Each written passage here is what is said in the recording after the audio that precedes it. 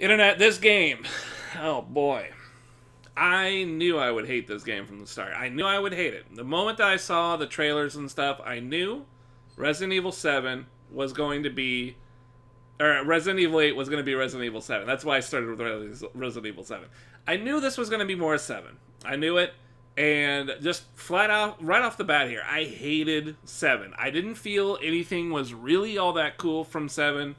Other than maybe the whole Baker, I guess the main guy was kind of cool, but that was it. And I wouldn't even say that. I really don't want to give any credit to Resident Evil 7, with the exception that it did allow Resident Evil 2 Remake, which was much, much, much better. Resident Evil 2 Remake used Resident Evil 7's engine and stuff like that. Really fucking tight. Loved 2 Remake. It was fantastic. Unfortunately, Resident Evil 8 Village is just Resident Evil 7 again. In every aspect. I don't think anything changed.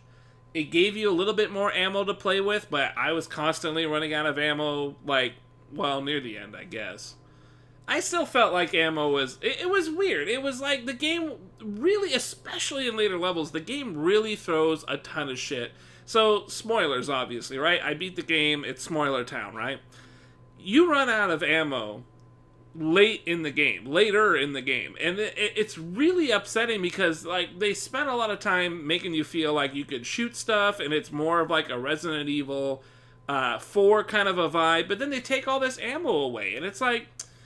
It really doesn't seem to know what it wants to do. It's not going to sit firmly in either you got ammo or you don't got ammo category. It really is frustrating. It's really frustrating. I really did not enjoy that aspect of it. It either make it a game where you shoot shit or make it a game where you save your bullets. I could not figure out what the game wanted me to do at virtually any time, and it was pretty damn frustrating. It really... That was one of the leading causes to me to not enjoy the game. That was number one. The primary problem that I had, though, had to be with the controls of the game. I mean, the controls of the game are miserable. It feels... Ethan moves so slow, no matter what. If you have a knife, gun, shotgun, it doesn't matter. He is so slow to move. He doesn't respond very quickly, and he is sluggish. And you're supposed to avoid these enemies and their attacks, especially the bosses, and it's impossible to get out of the way. And you get stuck with your back up against the wall or something. I felt like I was fighting the controls more than I was fighting anything else in the game. It was just frustrating. It was endlessly frustrating. From the very first time I started at the game, the controls just...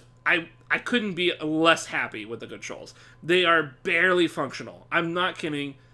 Barely functional controls. In my opinion, I couldn't aim, I couldn't move, I couldn't do anything. Aiming was the worst fucking thing I ever tried to do. Now here's a subcategory. The controls by default suck fucking ass. But there's an extra layer that we're going to be adding on to here.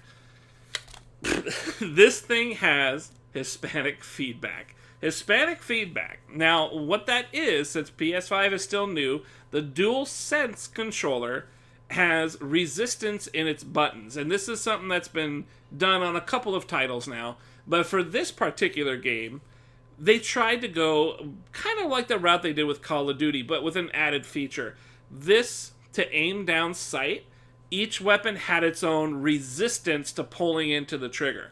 Now, they were trying, I believe, to mimic the weight of the weapon and how you're aiming it by making the buttons speed up and slow down, right? And so that didn't really work very well, though, because it made it really frustrating to try and aim the shotgun, because I would put my finger on the trigger and it would take longer to come all the way to the aim down sight. So it was like you had to depress the trigger all the way before your gun even began to aim down. You see what I'm saying? So you have to travel the whole distance with resistance, and then once you're done, then your gun pops up into aim. It's not like a gradual aiming sense or anything like that, you know? So there's a complete disconnect between the button and what you're doing in the game. So why is that resist there? It's just some sort of a feedback system that they wanted to go with, and it really doesn't help. It actually made it frustrating because it wouldn't be there for the knife or the handguns, but it would be there for the shotgun, and it would heavily be there for the sniper rifle. Shit is really frustrating. It doesn't feel good. It adds kind of a subplot to the already shitty controls that I'm having the struggle with. That made it very unpleasant. I didn't like it. The firing trigger, the other side of the controller over here, that one wasn't as frustrating for the haptic feedback, but it had some kind of a dead zone at the start, so you could kind of hold it like you would a real gun, right? I talked about it in one of the earlier streams. You can fire it like a real gun, where you have a dead zone and you pull the trigger in a little bit to pick up the slack, and then you hook onto the actual about to fire a bullet part, and when you squeeze past that, they call it brake. They call it passing the brake. So you go through the brake, the gun fires, and then you can pull your finger back out to that zone where you hear a click, and then you're ready to go push back the brake again to fire another bullet, right? That's a real gun thing, and they tried to do that here. It didn't have a brake, and in addition to not having a brake on this thing, it would repeatedly shoot the gun if you just held the trigger down. Which doesn't make sense. You got a handgun. You're supposed to pull the trigger each time. So they had like this weird duality thing. It's a pretty minor thing overall. Really, the aggressive side was the left side. When you're aiming, that is the real aggressive feedback that's pushing out resistance in the controller. Really fucking sucked. The firing button, whatever. I got used to that pretty quick. It wasn't that big of a deal. I did like it in terms of the machine gun when I got onto the vehicle, which is probably the only reasonable thing that I'm thinking back here that was actually kind of fun. Sitting in the metal slug tank and shooting the machine gun would do what they do in Call of Duty with a machine gun, and it would do that kind of bouncing feedback. I like that. That feels good in the hands. It doesn't obstruct my ability to play. I enjoyed that a lot. That was actually pretty cool. But yeah, so the controls though, I mean, with if you compound this feedback, you can turn it off, but then you turn off the whole feedback system, like the rumble and everything. And I really wanted to play this game the way that they intended it to be played, and the DualSense is one of the PS5 selling points. You know, this is like why you get the console, is to enjoy this weird ass controller. So if you add that on top of the already miserable experience of using the controller in this game, it just wildly unpleasant. I hated it very much. This game was almost as hard as Death Stranding to get through, simply because the controls were way worse. I am really grateful that it's actually a pretty fast game, all things considered. It took me 12 hours to get through it, and I took my time. I went and did a few extra things, but I didn't collect everything. Honestly, it could have been a lot better. It could have been a lot worse. I guess I'm going to have to revise that. It could actually be... There's very few things it could have done to make it worse, to be honest with you. It actually was already pretty bad. Controls were bad. The feeling is really the main thing that's stuck in my head right now, is that I don't like how it felt, and I'm so glad. It's like a weight off my shoulders not to have to play this fucking game anymore. The controls really fucking suck. It plays exactly like Resident Evil 7 to me. There's no difference. The enemy variety is a little bit better. The scenery is a little bit better. I like the castle, but that's about it, right? Plot point wise, the setting, the environment, largely pretty forgettable. It looks better, cleaner than the last one, but we are talking about a next-gen game here compared to the last one. So naturally, there's going to be some improvements. That's fine. So that actually kind of leads into the one positive thing that I can say about the game. It's got a nice pair of tits, man. It's got a nice pair of tits. I do like how it looks. It looks very pleasing pretty much all the time. There's not a whole lot of it that looks really ugly. And yeah, that's kind of cool. It does look very, very good. I'm playing it in a 4K, high resolution, HDR bullshit. You know, I got the fancy shit. But it still looks really good. So even if you're playing it on something else, I'm sure it's going to look good. That is a nice bonus. That is a nice thing that I can firmly say. Very nice set of tits on this game.